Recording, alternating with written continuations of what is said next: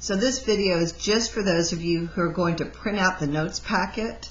This is another exciting episode of Mrs. M's Math to the Masses in a minute or two.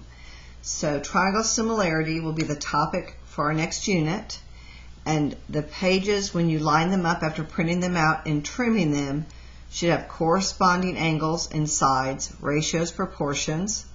The next tab is angle, angle, side, side, side, side, angle, side, proportional relationships. Triangle proportionality continued in angle bisector theorem. Indirect measurement is the last topic.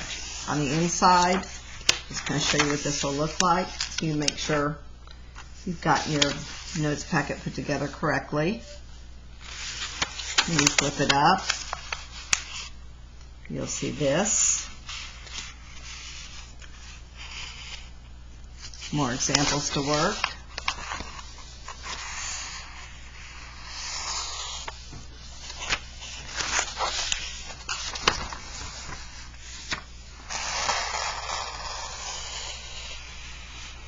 Of course, you can pause this at any point.